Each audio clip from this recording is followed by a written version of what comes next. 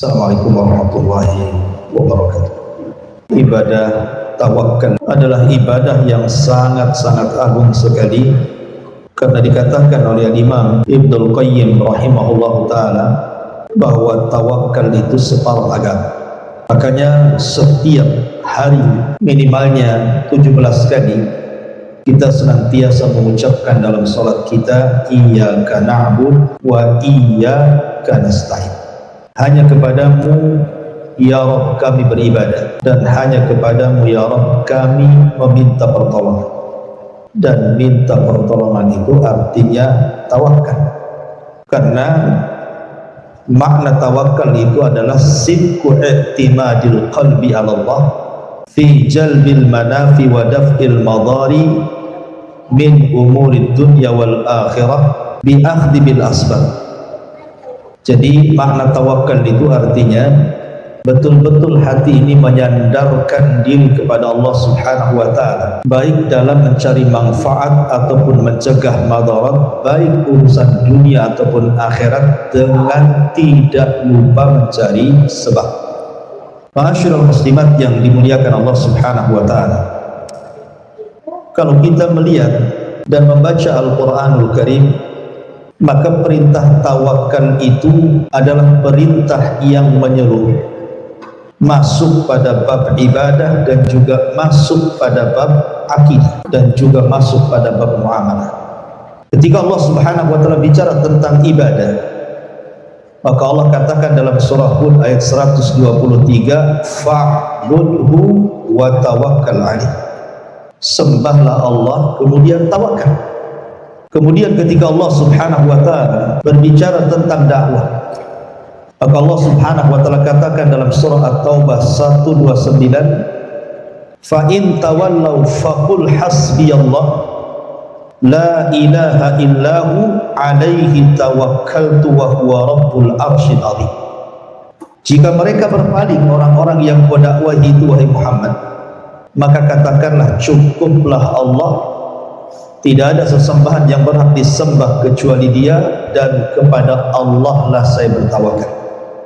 Ketika Allah Subhanahu wa ta'ala bicara soal rizki manusia, maka Allah Subhanahu wa ta'ala mengatakan dalam surah At-Talaq ayat 2-3, wa man yattaqillaha yaj'al lahu makhraja wa yarzuqhu min haitsu la yahtasib wa man yatawakkal 'ala Allah fa huwa hasbuh.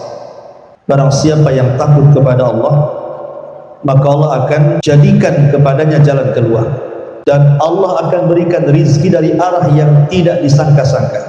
Dan barang siapa yang bertawakal kepada Allah, maka Allah lah yang akan mencukupinya.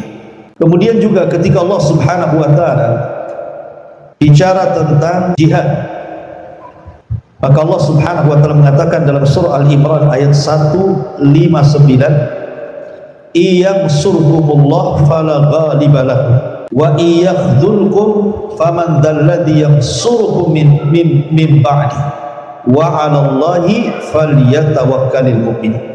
Jika Allah menolong kalian, maka tidak ada yang mengalahkan kalian. Tapi jika Allah menghinakan kalian, tidak ada yang bisa menolong kalian. Maka bertawakallah kepada Allah jikalau kalian benar-benar orang-orang yang beriman. Dan ketika Allah Subhanahu wa ta'ala juga bicara tentang hijrah dan safar, maka Allah Subhanahu wa ta'ala berfirman dalam surah An-Nahl ayat 41, walladzina hajaru fillahi min ba'di ma zalamu lanubawwi'annahum fid dunya hasanah wa la ajrul akhirati akbar law kanu ya'lamun alladzina sabaru wa ala rabbihim yatawakkalun. Dan orang-orang yang hijrah karena Allah setelah mereka mengalami kezaliman, maka kami akan tempatkan mereka di dunia dengan balasan yang baik dan pahala yang sangat besar kalau mereka mengetahui, yaitu orang-orang yang sabar dan mereka orang-orang yang tawakal kepada Allah Subhanahu wa ta'ala. Dan juga Allah Subhanahu wa ta'ala ketika bicara tentang al-uhud wal mawathiq, perjanjian-perjanjian, maka demikian juga dalam surah Yusuf ayat 66 Allah memerintahkan kita untuk bertawakal, dan secara umum Allah katakan, wa man yatawakkal 'ala Allah fahuwa hasbuh. Maka siapa yang bertawakal kepada Allah, maka cukuplah Allah sebagai pelindung. Dari ayat-ayat ini yang kita baca, jadi tawakal itu mencakup semua aspek kehidupan, baik bicara ibadah ataupun muamalah. Karena siapapun yang hidupnya menyandarkan diri kepada Allah, barang siapa yang Allah jadi sandarannya, barang siapa yang Allah jadi rujukannya, maka dia tidak akan takut kepada siapapun kecuali kepada Allah. Dia tidak akan takut kepada rizkinya, karena Allah subhanahu wa ta'ala tidak mungkin menyempurnakan rizkinya sebelum Allah mewafatkannya. Dia tidak akan takut nasib anak-anaknya, karena dia yakin bahwa Allah yang akan melindungi dan menentukan masa depannya. Dia tidak akan takut sakitnya, karena kalau Allah subhanahu wa ta'ala berkehendak, pasti Allah menyembuhkannya atau memberikan yang terbaik padanya. Dia tidak akan takut apapun, tidak takut dalam pekerjaannya, tidak takut dalam rizkinya, tidak takut pada anak-anaknya, tidak takut kepada siapapun. Itulah hebat dan kekuatan tawakal pada hati seorang mukmin. Ma'asyiral muslimat yang dimuliakan Allah subhanahu wa ta'ala, maka di sini mu'alif rahimahullah ta'ala ingin membuat bab tentang pentingnya tawakal kepada Allah. Orang bertawakal kepada Allah itu ada 3 kelompok. Kelompok yang pertama adalah kelompok yang hanya menyandarkan kepada sebab dan tidak pernah menyandarkan hatinya kepada Allah. Maka kalau ini yang terjadi, bisa masuk pada syirkul akbar dan bisa masuk pada syirkul asghar, tergantung keyakinannya. Kalau dia yakini bahwa sebab itulah yang kemudian mendatangkan manfaat dan mencegah madarat secara zatnya, maka itu syirkul akbar. Tapi kalau dia hanya menjadikan sebab yang bukan sebab, maka itu adalah syirkul asghar, syirik kecil. Dan menyandarkan kepada sebab tanpa bertawakal kepada Allah subhanahu wa ta'ala, ini sebuah kesalahan. Karena tidak mungkin Allah subhanahu wa ta'ala menghendaki sesuatu kecuali Allah akan buat sebab. Innallaha idza arada syai'an ahya asbab. Allah itu kalau menghendaki sesuatu terjadi, maka Allah subhanahu wa ta'ala akan hidupkan sebab. Makanya tidak cukup kita menyandarkan diri kepada Allah, tetapi harus mencari sebab. Contoh, ada orang yang ingin cerdas di sekolah supaya dia menjadikan lebih di antara kawan-kawan, ranking 1, qomlut atau apalah istilahnya. Tetapi dia tidak belajar, tidur saja hidup. Mungkinkah dia kemudian menjadi orang cerdas? Tidak mungkin. Karena man arada sa'adah tarakal wisadah, kata para ulama.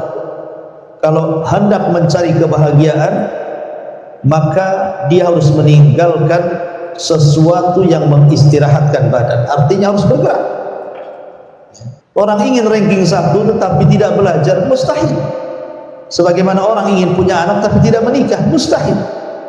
Karena orang kemudian semata-mata hanya berpegang kepada sebab, maka Allah subhanahu wa ta'ala tidak akan mengabulkan keinginan. Ada orang yang sudah lulusan terbaik di sekolah, qomlut, kemudian ada perusahaan yang sedang membuka lowongan pekerjaan, dia sudah kumpulkan semua syarat-syaratnya, berkas-berkasnya, semuanya dia kumpulkan, medical check up-nya. Kalau dia hanya mengumpulkan semata-mata sebab dengan percaya diri, pede bahwa dia akan diterima, belum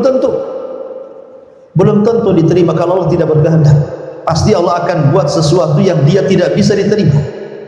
Karena mengumpulkan sebab saja tidak cukup, harus ada penyandaran diri kepada Allah subhanahu wa ta'ala, karena sebab itu tidak mungkin terjadi kecuali Allah yang membuat sebab itu terjadi. Ini kelompok yang pertama. Kelompok yang kedua adalah orang-orang yang tawakul, bukan tawakul, wawunya panjang, tawakul. Beda tawakul dengan tawakul. Kalau tawakul tanpa tasdid, artinya orang yang hanya semata-mata menyandarkan kepada Allah dan tidak mau mencari sebab. Dia sakit tidak mau makan obat, dia sakit tidak mau datang berobat, dia sakit tidak mau datang ke rumah sakit, tidak mau datang ke dokter, ke tabib, ke sinse atau yang semacamnya. Kemudian kita tanya, kenapa kamu tidak berobat? Saya tawakal kepada Allah. Toh penyakit datang dari Allah, kalau Allah menyembuhkan insya Allah sembuh, gak akan sembuh. Kenapa? Karena harus mengambil sebab. Mengambil sebab, makan obat, datang ke dokter, tanya kepada orang yang pintar pengobatan. Kemudian kelompok yang terakhir inilah yang muwahhid, ahli tauhid, yang menggabungkan antara tawakal dan mengambil sebab. Makanya Nabi SAW ketika hijrah, bisa saja Allah Subhanahu wa ta'ala kemudian langsung membawa Rasul lewat malaikat, dipindahkan dari Mekah ke Madinah kan, atau seperti peristiwa Isra Mi'raj pakai buruk namanya kan bisa saja melesat sebentar. Tapi kenapa Nabi SAW harus mempersiapkan segalanya, meminta kepada Abu Bakar untuk menjadi teman hijrah, kemudian juga menghutang kepada Abu Bakar unta dan seluruh perbekalan di atasnya, kemudian menyewa seorang ahli penunjuk jalan Abdullah ibn Uraik, kemudian membuat taktik di perjalanan sehingga harus menginap di Gua Thur selama 3 hari. Untuk apa ini semua? Bukankah Allah sanggup kemudian mengirim buruk langsung kemudian melesat ke Madinah tanpa harus kemudian khawatir, takut karena musuh kemudian di mana-mana? Tidak lain dan bukan Allah ingin mengajarkan Rasul untuk dijadikan pelajaran kepada umatnya bahwa tawakal saja tidak cukup, harus mencari sebab. Cari sebabnya dulu ya. Kemudian contoh yang lain, Nabi Ibrahim alaihi salatu wassalam, Nabi Allah Ibrahim alaihi salatu wassalam ketika meninggalkan putranya Ismail dan juga Hajar di sebuah lembah yang kering kelontang, tidak ada tanaman, tidak ada tumbuhan, tidak ada binatang, tidak ada orang lagi di situ, main tinggal saja di situ. Tentu karena perintah Allah, bukan kemauan Ibrahim. Lah Hajar ini adalah orang yang sangat-sangat tawakal kepada Allah. Sampai-sampai ketika dia mengatakan, ila aina tadhhab ya Ibrahim, hendak kemana kau pergi wahai Ibrahim? Ibrahim tidak menjawab, bahkan tidak menengok, karena begitu perintahnya. Lama-lama Hajar paham kalau ini adalah perintah Allah, sehingga dia mengatakan, kalau begitu idhab ya Ibrahim, wallahi lan yudayyi'an Allah. Pergi wahai Ibrahim, saya yakin Allah tidak menyia-nyiakan saya. Dia tawakal kuat kepada Allah Subhanahu wa ta'ala. Kemudian setelah itu perbekalannya habis, kemudian dia khawatir dengan Ismail, kalau seandainya dia tidak minum, tidak makan. Akhirnya kemudian dia mencari sebab, lari ke Bukit Safa, lari ke Marwah, balik lagi ke Safa, balik lagi ke Marwah, sampai 7 putaran tuh.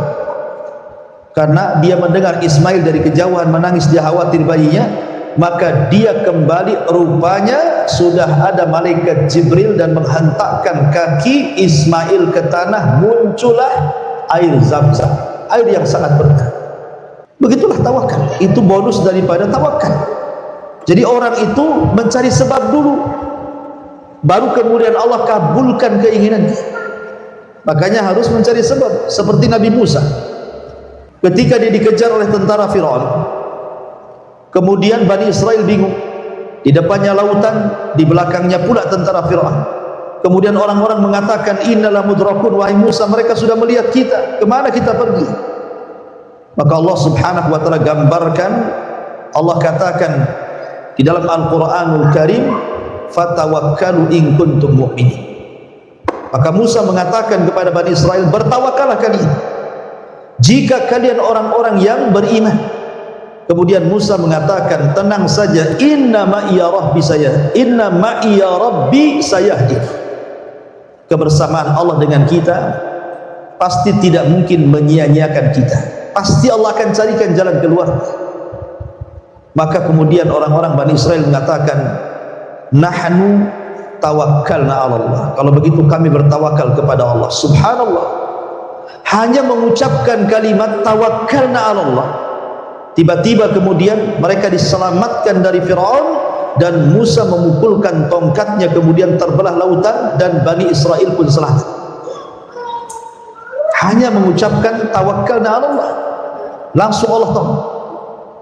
Dan Musa memukulkan tongkatnya. Ngapain Musa pukul-pukul tongkat coba ke lautan?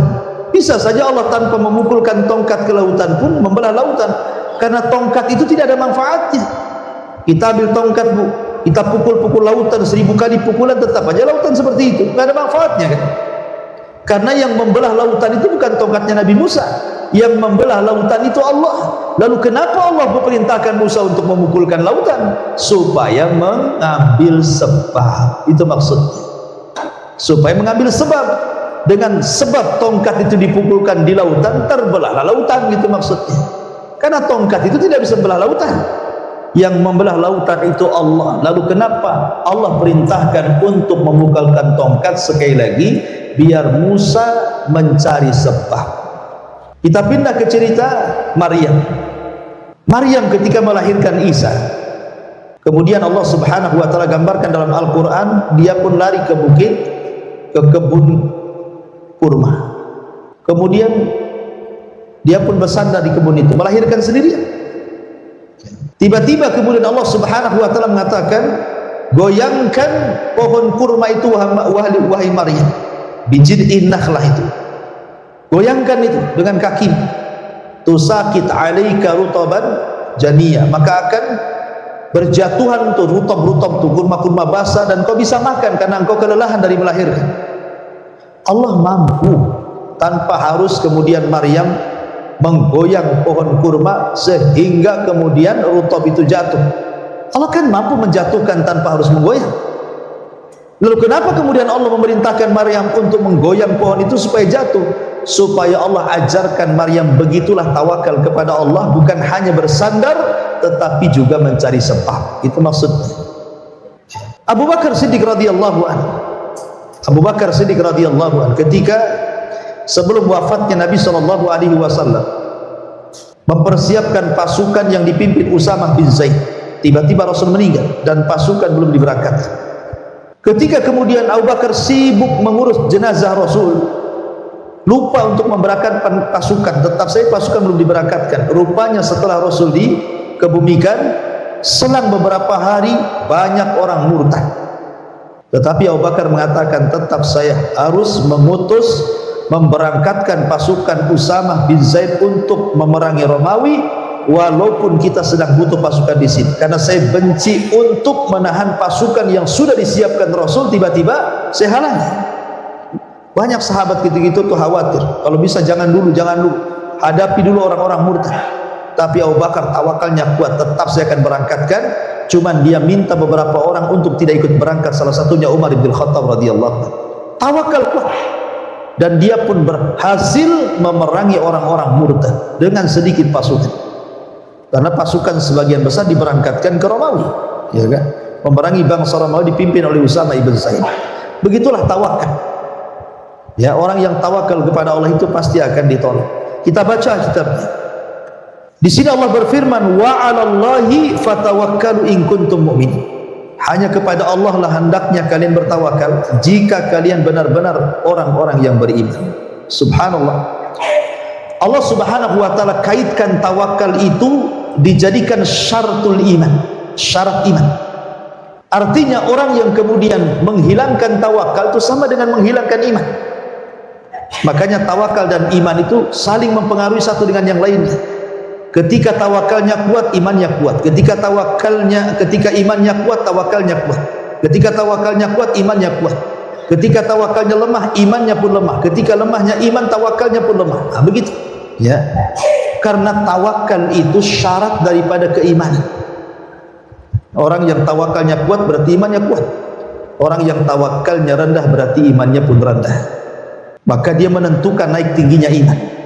Karena di sini Allah mengatakan wa 'alallahi fatawakkalu in kuntum mu'minin. Dan kepada Allah kalian bertawakal jika kalian benar-benar orang-orang yang beriman. Ketika Nabi SAW kalah dalam perang Uhud. Jadi Nabi SAW itu kalah dalam perang Uhud. Begitulah hari-hari diputarkan, Bu ya. Wa tilkal ayyam nudawiluha bainan nas. Hari itu kan diputarkan, kadang menang, kadang kalah, itu biasa. Lah kebetulan di perang Uhud itu Rasul kalah. Kekalahan, sebab kekalahannya karena ada beberapa para sahabat, sekitar 40 sahabat yang ditempatkan di Bukit Ainain untuk memanah. Tiba-tiba di awal peperangan kaum muslimin menang, kemudian melihat harta ghanimah, artinya mereka melihat bahwa perang sudah usai, Rasul sudah menang. Mereka tidak paham ini siasatnya Khalid bin Walid dalam peperangan. Akhirnya kemudian sahabat para pemanah ini turun, kecuali sebagian kecil tetap bertahan di atas. Rupanya Khalid bin Walid yang ketika itu masih kafir memutar pasukan dan menempati tempatnya para pemanah yang sudah ditempatkan Rasul. Disinilah terjadi kekalahan luar biasa. Banyak kemudian yang mati syahid, sampai 70 syuhada Uhud meninggal di perang. Salah satunya adalah Asadullah Hamzah, meninggal di perang. Abdullah ibn Haram, Amr bin Jam, dan banyak lagi para sahabat. Akhirnya kemudian diisukan Rasul meninggal ketika Mus'ab ibn Umair meninggal di perang Uhud, karena Mus'ab bin Umair itu kan mirip wajahnya, perawakannya dengan Nabi SAW, sehingga ketika ada orang yang berhasil membunuh Mus'ab ibn Umair, disangkanya mereka sudah membunuh Nabi. Maka teriaklah sebagian mereka dan mengatakan, Qutila Muhammad, Qutila Muhammad, Muhammad sudah mati, Muhammad sudah mati. Padahal Rasul masih hidup, dan yang dibunuh bukan Rasul tetapi Mus'ab ibn Umair. Kemudian Nabi SAW dan pasukannya mundur karena kekalahan. Akhirnya mereka pulang ke Madinah membawa kekalahan. Baru saja mereka sampai di kota Madinah, baru saja mereka ingin istirahat dari peperangan, tiba-tiba Abi Sufyan yang memimpin dari kalangan orang-orang musyrik dalam perang Uhud itu kemudian mempersiapkan pasukan baru untuk menyerbu Madinah. Ketika sampai di Hamrul Asad, sebuah tempat, maka Abi Sufyan menitipkan pesan kepada seseorang untuk disampaikan kepada Nabi SAW, katakan kepada Muhammad dan orang-orangnya di Madinah bahwa kami telah membawa pasukan yang jauh lebih besar dibandingkan Uhud, hendak menakut-nakuti. Akhirnya sampailah itu kepada Nabi SAW. Tetapi Nabi SAW ketika melihat ada kekhawatiran di mata-mata para sahabat, Rasul ingin menenangkan dan mengokohkan kekuatan kaum muslimin dan mengatakan, hasbunallah wa ni'mal wakil, cukuplah Allah karena dia sebagai pelindung. Ketika Rasul mengucapkan kalimat itu, semua para sahabat tertanam tawakal.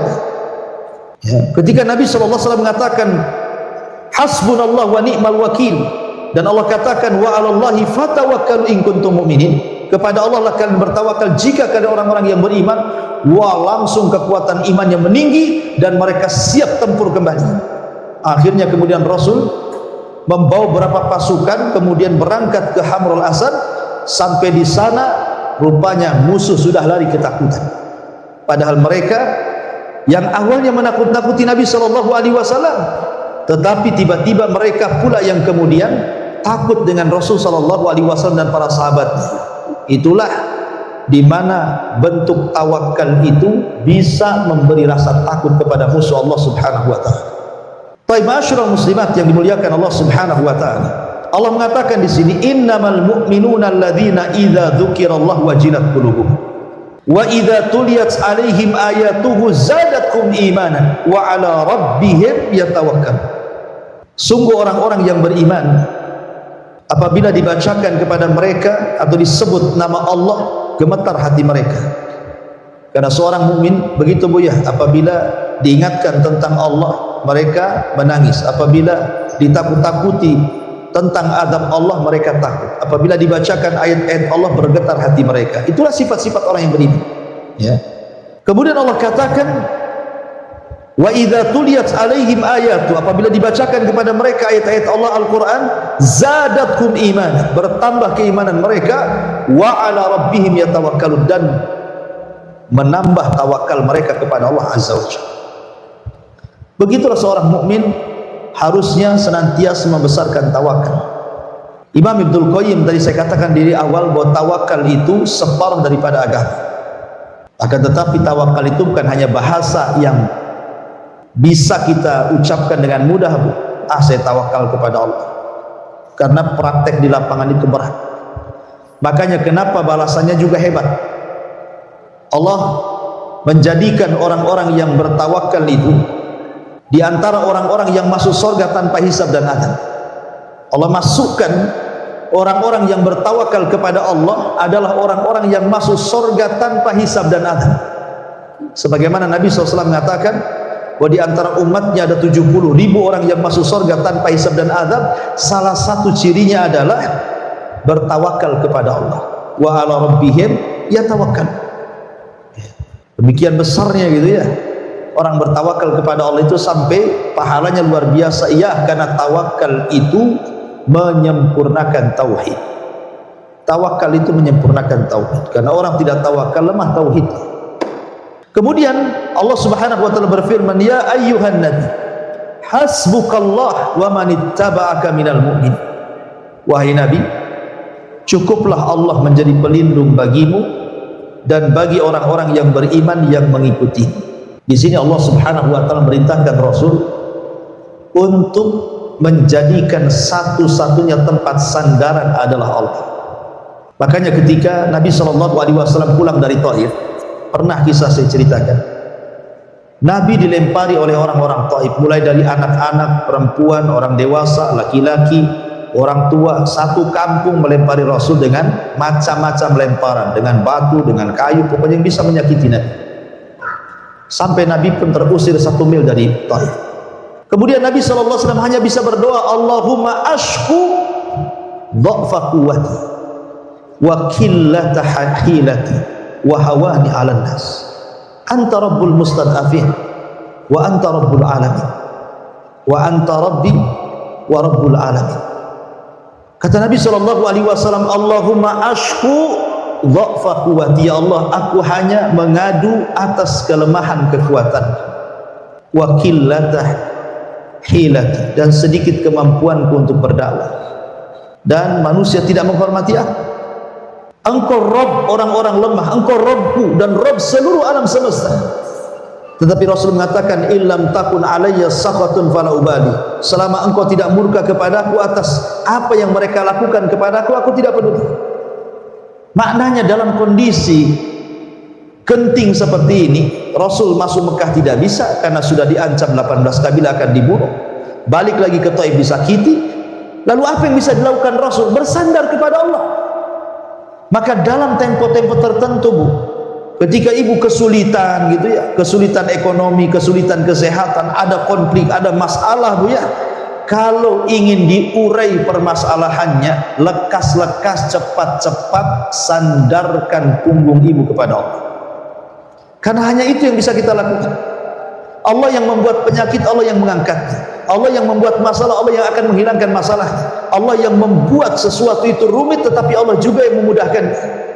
Makanya kenapa Nabi SAW sampai mengatakan, Allahumma la takilni ila nafsi tarfata aini, ya Allah, jangan kau biarkan aku sendiri tanpa ada dirimu walaupun sekejap mata. Subhanallah. Karena sering saya katakan, seberat apapun masalah, Bu, kalau Allah ikut campur tangan itu jadi ringan dan pasti diuraikan masalahnya. Tapi sekecil apapun masalah, kalau Allah tidak ikut campur, pasti sulit keluar dari masalah itu. Maka di sini pentingnya tawakal kepada Allah, karena siapapun yang menyandarkan diri kepada Allah, pasti orang ini tidak akan takut kecuali kepada Allah. Maka penting tawakal itu dalam kehidupan kita, karena itu separuh daripada agama. Maka Allah Subhanahu wa taala juga mengatakan di sini, "Wa man yatawakkal 'ala Allah fa huwa hasbuh." Barang siapa yang bertawakal kepada Allah, niscaya Allah akan mencukupi semua keperluannya. Ya. Jadi siapa yang bertawakal kepada Allah Subhanahu wa taala, niscaya Allah akan penuhi keperluannya. Dahulu Al-Imam Adz-Dzahabi rahimahullahu taala menceritakan tentang satu kisah orang saleh. Jadi ada orang soleh, orang kaya di zaman Imam Dzahabi. Orang soleh dan kaya ini tiba-tiba masuk ke sebuah masjid. Di dalam masjid itu dia melihat ada anak kecil yang belum balik sedang sholat dengan khusyuk. Khusyuk sekali dia sholat, luar biasa. Dan orang ini tidak pernah melihat ada anak sekecil itu bisa sholat dengan khusyuk. Karena biasanya anak-anak itu umumnya main-main, apalagi belum balik. Tetapi anak ini yang belum balik ini, dia dengan sholatnya, dengan khusyuknya, dengan tumakninahnya, sampai-sampai kemudian orang soleh, orang kaya ini takjub dengan anak itu. Ditunggulah anak itu sampai selesai sholat. Selesai sholat, kemudian orang kaya, orang soleh ini bertanya, "Nah, kamu anak siapa?" Kata anak ini, "Aku tidak punya siapa-siapa. Ibuku sudah meninggal, bapakku juga sudah meninggal. Aku tidak punya paman, aku tidak punya bibi, aku tidak punya siapa-siapa. Aku hanya hidup sendiri." Terenyuhlah orang kaya yang soleh itu, kemudian menawarkan, "Nah, bagaimana kalau seandainya engkau aku jadikan anak angkat?" "Oh tidak." Ya. Maka anak ini langsung mengatakan, "Boleh-boleh saja, asal engkau memberikan 5 syarat kepadaku, agar engkau memberikan 5 syarat kepadaku." Kemudian orang kaya, orang soleh ini mengatakan kepada anak itu, "Apa syaratnya, nak? Biar aku bisa mengangkat dirimu menjadi anakku." Karena takjubnya anak belum balik sudah rajin ibadah kan itu. Akhirnya kata anak ini mengatakan kepada orang kaya soleh ini, kata Imam Zahabi, "Pertama, kalau seandainya aku lapar, bisa enggak engkau menyediakan makan kepada aku?" Kata orang soleh ini, "Oh ya tentu nak, kalau engkau sudah jadi anakku pasti aku kasih makan." Oke, kata anak. Kemudian yang kedua, kalau aku haus, maukah kau memberikan minum kepada aku? Maka kata orang soleh, "Ya tentu nak, kalau sudah jadi anakku pasti mau apa, minum apa aku kasih." Oke. Kemudian yang ketiga, seandainya aku telanjang, maukah kau memberikan pakaian kepada aku? Dia makan, "Tentu ya nak, tidak mungkinlah kau telanjang, aku akan belikan pakaian yang indah, yang terbaik untuk." Kemudian yang keempat, "Jika aku sakit, maukah kau mendatangkan aku kepada dokter, memberikan obat agar aku sembuh dari penyakitku?" Kata orang soleh dan kaya ini, "Tentu nak, sedikit saja kau sakit aku langsung obati." Kemudian yang kelima, "Kalau seandainya aku mati, bisakah kau menghidupkan aku?" Ini yang kelima, tak bisa ya. Kalau seandainya aku mati sekarang, bisa enggak kau menghidupkan aku? Kau bisa engkau berikan aku makan, kau bisa berikan aku minuman, kau bisa berikan aku pakaian, kau bisa datangkan dokter dan obat sehingga aku tidak sakit. Tapi engkau tidak bisa menghidupkan. Oh maaf, engkau belum bisa jadi ayah angkatku, kata. Engkau tidak bisa jadi ayah angkat. Kemudian dia membacakan satu ayat Al-Quran di dalam kisah Nabi Ibrahim. Apa? "Walladhi huwa fa innahum aduwwun li illa rabbal alamin alladhi khalaqani fa huwa yahdin walladhi huwa yut'imuni wa yasqin wa idza maridtu fa huwa yashfin walladhi yumituni tsumma yuhyin." Maka anak ini membacakan ayat Al-Quran. Dialah Allah yang telah menciptakan aku, dan dia pula yang memberikan petunjuk hidup kepada aku. Dialah Allah yang memberi makan aku, dialah Allah yang memberi minum aku, dan apabila aku sakit dialah Allah yang menyembuhkanku, dan bila aku mati dialah Allah yang akan menghidupkan aku. Lihat bagaimana tawakalnya anak yang belum balik ini kepada Allah. Sampai orang kaya saya ini geleng-geleng kepala. Kok bisa anak belum balik bisa tawakal kepada Allah, bisa kuat tawakalnya, dia bisa hidup sendirian, nggak ada ayah, nggak ada ibu, nggak ada paman, nggak ada saudara, hidup sendirian. Dia hidup di masjid, kemudian sholat, kemudian kalau dia lapar dia cari makanan. Allah kasih insting bagaimana cara kasih makan dia. Begitulah harusnya, Bu. Harusnya lebih tawakal lagi kita kepada Allah. Janin saja di perut ibu belum bisa apa-apa, ada rizkinya. Kemudian berojol ke bumi saja langsung Allah sediakan rizkinya. Kok sudah besar, sudah sekolah, sudah sarjana, sudah cerdas, sudah diberikan akal, pikiran, tenaga, kok masih takut juga dengan rizki loh? Tawakalnya di mana gitu maksudnya? Seperti ada orang yang baru di PHK saja udah kayak kiamat besar, Bu. Seolah-olah Tuhan yang di PT beda pula dengan Tuhan yang di luar PT kan. Kan ada orang yang seperti itu. Sampai-sampai ada orang sakit, udahlah mati saja daripada hidup katanya. Enggak tahan dengan sakitnya, tidak sabar, tidak tawakal kepada Allah.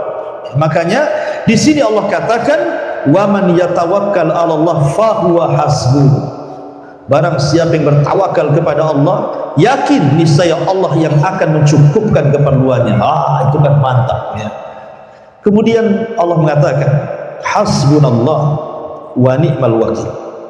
Abdullah bin Abbas radhiyallahu anhu mengatakan bahwa ketika Nabi Ibrahim dilemparkan ke dalam api neraka, maksudnya api yang menyala-nyala yang dinyalakan oleh Namrud untuk membakar Ibrahim karena menghancurkan patung, maka Ibrahim mengatakan, "Hasbunallah wa ni'mal wakil." Cukuplah Allah yang menjadi pelindungku, karena Allah sebaik-baik pelindung. Kapan Ibrahim mengucapkan kalimat ini? Dalam ulama sejarah menjelaskan kisah tentang Ibrahim saat pembakaran. Jadi setelah kemudian para pejabat Mesir itu mengetahui siapa, para pejabat Babil, Irak itu mengetahui siapa yang menghancurkan berhala-berhala Namrud, rupanya Ibrahim. Kemudian mereka pun berusaha untuk melakukan hiwar dialog, tapi tidak bisa mengalahkan hujah Ibrahim. Ketika itulah kemudian terjadilah eksekusi pembakaran Ibrahim. Diputuskan Ibrahim harus dibakar, disaksikan semua manusia, supaya kapok jangan kurang ajar kepada Tuhan-Tuhan yang mereka sembah hari itu. Akhirnya dinyalakanlah api itu.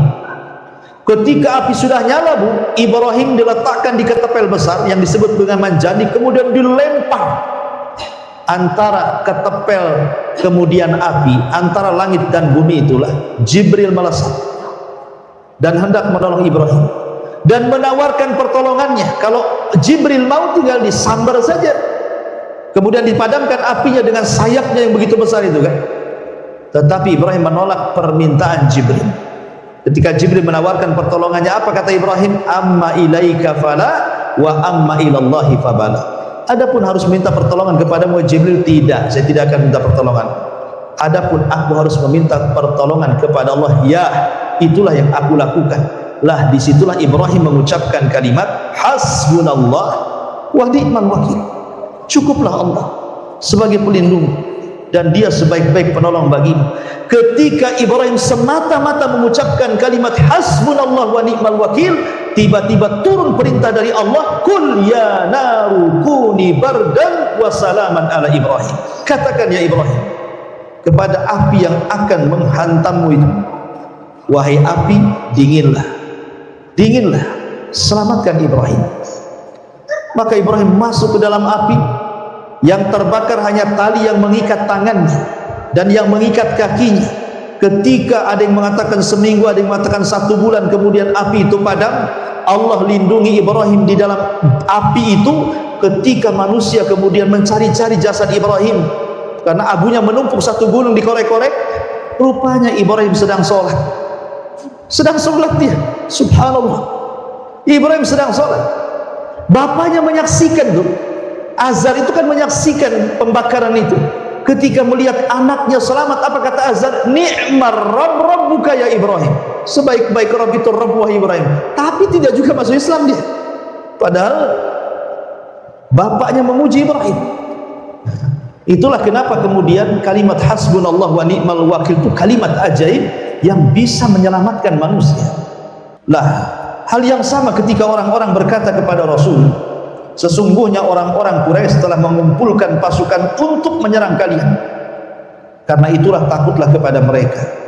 Akan tetapi perkataan itu justru menambah keimanan orang-orang yang beriman kepada Allah dan Rasulnya, dan mereka pun mengucapkan persis seperti ucapan Ibrahim, "Hasbunallah wa ni'mal wakil, ni'mal maula wa ni'man nasir." Cukuplah Allah sebaik-baik penolong dan dialah sebaik-baik perlindung yang akan melindungi kita. Masyarul muslimat yang dimuliakan Allah subhanahu wa ta'ala. Lalu kalau kita cerita tawakal lebih luas lagi, apa sih buah tawakal itu? Apa sih hasilnya kalau orang bertawakal?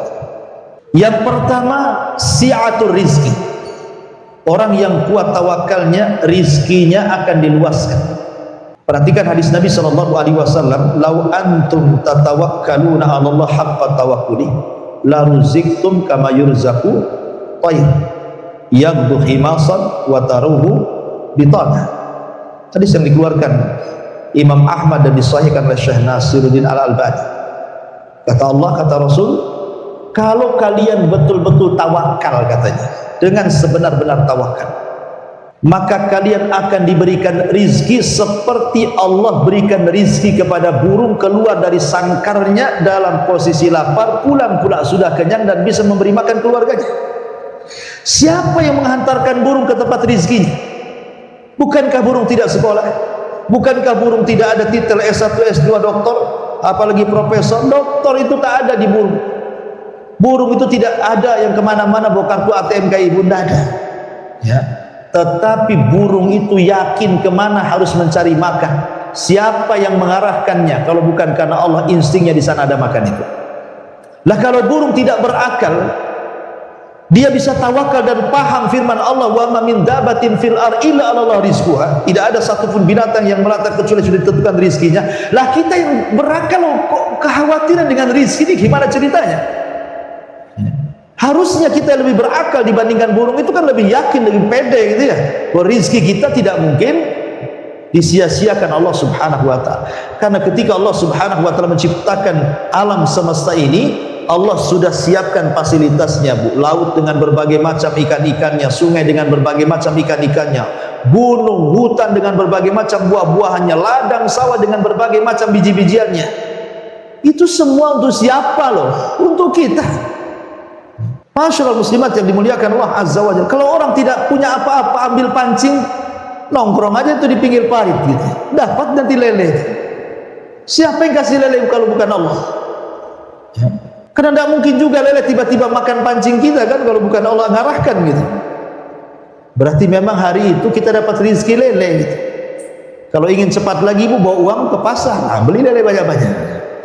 Tapi di sini ma'asyiral muslimat yang dimuliakan Allah Azza wa Jalla, bagaimana Allah Subhanahu wa taala ingin katakan kepada kita lewat percontohan burung ini.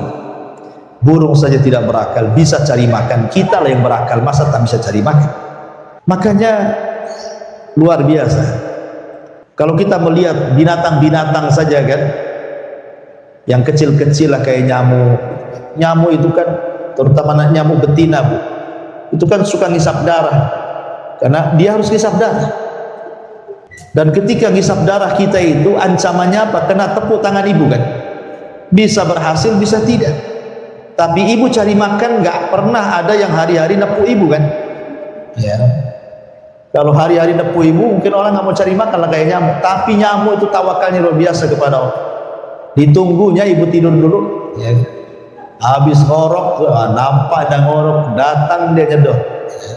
Dan nyamuk itu punya bius, Bu. Nyamuk itu bawa obat bius. Kenapa nyamuk ketika gigit nggak terasa, habis gigit baru terasa gatal, bukan? Karena dia bawa obat bius itu. Dibius dulu ibu itu. Kemudian setelah ibu terbius, dimakan tuh darah kita. Kemudian dia pergi, setelah pergi, baru terasa gatal.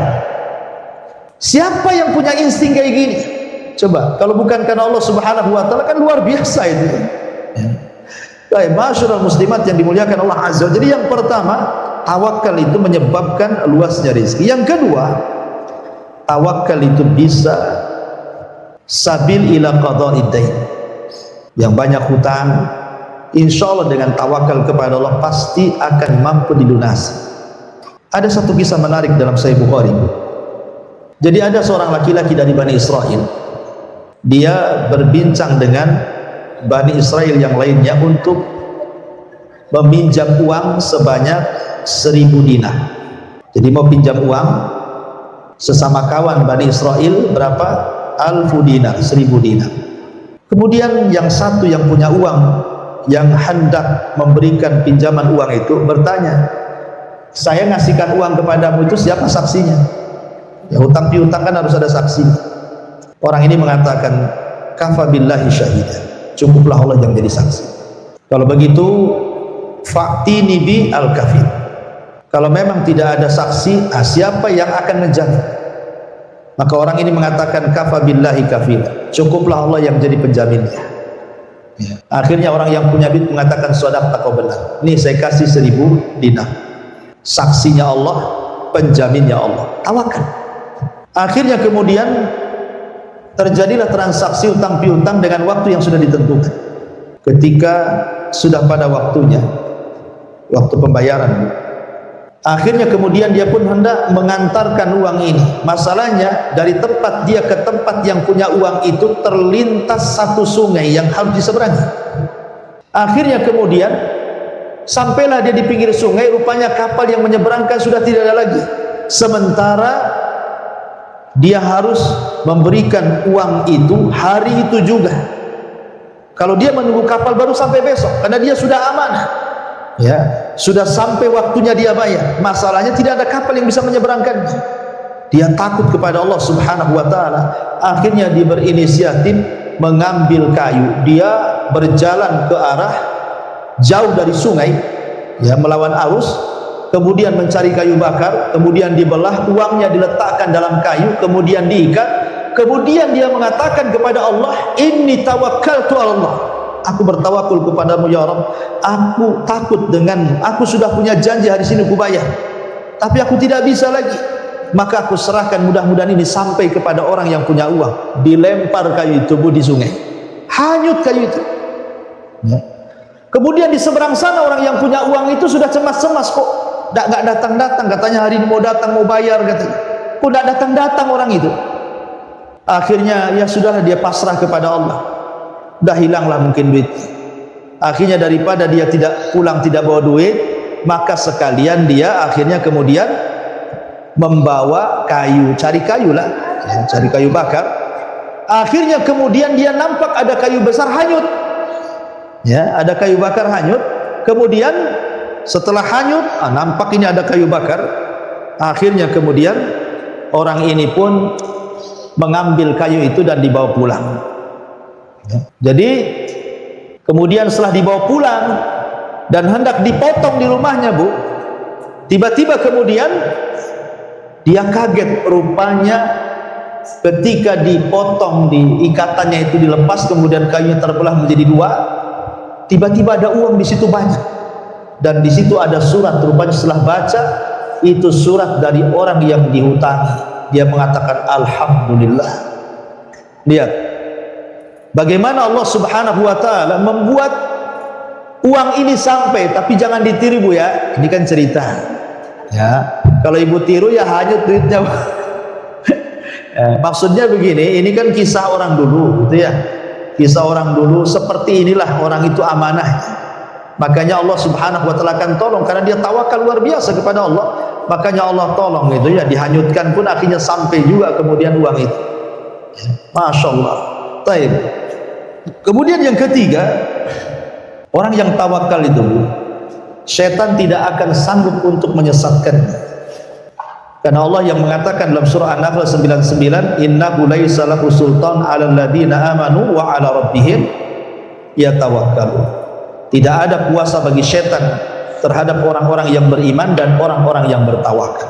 Karena setan itu, Bu, selalu datang ke ibu, kemudian membisikkan di telinga ibu, Allah jangan berinfak, ya'idukumul faqra wa ya'murukum bil fahsya. Kemudian memberikan was-was, jangan infak nanti fakir, kemudian disuruh melakukan hal-hal yang mungkar. Ketika ibu lawan, tetap tawakal kepada Allah. Saya yakin kalau saya infak, Allah akan ganti 700 kali lipat. Bismillah, tawakal Allah. Maka setan akan menggigit jarinya. Oh, tidak bisa digoda orang di rupanya, ya. Jadi setan tidak mungkin dekat-dekat. Termasuk juga tawakal itu yudhibut tasya'uf, bisa menghilangkan perasaan was-was, ya, was-was itu, Bu. Contoh umpamanya ibu mau pulang, mau berniaga, mau bertamu, mau kemana lah pokoknya bersama suami. Tiba-tiba kemudian tanpa disadari motor ibu nabrak kucing, matilah kucing itu ketabrak ibu. Kemudian tiba-tiba ibu takut karena ada keyakinan di masyarakat kalau nabrak kucing maka kucingnya harus difardu kifayahkan, guys. Harus dimandikan, dikafankan, dikubur di tamiang, guys. Baru nanti nggak akan ada kecelakaan. Ya. Bu, kucing itu sama dengan binatang yang lain. Ibu nabrak kucing, nabrak ayam, sama aja hukumnya. Nggak ada bedanya, kan nggak sadar, nggak disengaja. Kecuali sengaja, jangankan nabrak kucing, nabrak ayam aja disengaja berdosa kita. Oh disengaja kan gitu ya, apalagi ayam orang. Jadi kalau ibu tawakal, lah ini tidak apa-apa ini, Bismillah aja terus, insya Allah nggak terjadi apa-apa itu, nggak terjadi apa-apa karena tawakal itu yudhibut tasya'um. Baik, kemudian yang nomor 5, tawakal itu adalah satu jalan untuk masuk surga tanpa hisab dan azab. Tadi saya sudah jelaskan hadisnya, bahwa di antara sifat-sifat 70.000 orang yang masuk surga tanpa hisab dan azab adalah wa ala rabbihim yatawakkal. Kemudian juga yang keenam, tawakal itu adalah jalan kemuliaan. Orang kalau bersandar kepada uang, uangnya hilang, hina dia. Orang kalau bersandar kepada perusahaan, perusahaannya bangkrut, selesai dia. Orang kalau bersandar kepada suami, suaminya mati, kawin lagi katanya. Maksudnya begini, kalau orang menyandarkan kepada makhluk, bu, makhluk itu masalah juga dengan ibu. Siapapun yang menyandarkan kepada makhluk itu pasti membawa kehinaan. Tapi siapa yang bersandar kepada Allah, tidak ada yang menghina dia. Ketika Allah mengangkat derajat ibu, satu dunia merendahkan, tidak mungkin terjadi. Ketika Allah sudah merendahkan, satu dunia mengangkat, tidak mungkin terangkat. Jadi tawakal itu mengangkat derajat manusia, ya. Kemudian yang nomor 7, Allah suka dengan orang-orang yang bertawakal. Allah itu paling senang dengan orang-orang yang bertawakal. Dan yang nomor 8, tawakal itu adalah alamat keimanan dan juga tanda keislaman. Dan tawakal itu juga bisa menghilangkan al-humum, perasaan gundah, gulana, sedih, dan begitu seterusnya. Karena hakikat tawakal itu sebenarnya beriman dengan takdir, bu, bahwa tidaklah sesuatu terjadi kecuali atas takdir Allah. Sehingga ketika datang dunia tidak terlalu senang, ketika hilang dunia tidak terlalu sedih. Ketika dapat harta ya tidak terlalu senang, ketika hartanya hilang tidak terlalu sedih. Karena dia tawakal kepada Allah. Boleh jadi ketika harta ini hilang sudah ditakdirkan, boleh jadi ketika ini harta datang sudah ditakdirkan. Semua berjalan dengan takdir. Orang kalau berjalan dengan takdir, maka akan tenang hidupnya. Dan itulah hakikat tawakal, berjalan dengan takdir. Serahkan semuanya kepada Allah Subhanahu wa ta'ala. Kita hanya mengambil sebab saja, 1-2 sebab jadi, lebihnya Allah Subhanahu wa ta'ala yang akan menjalankan niat kita.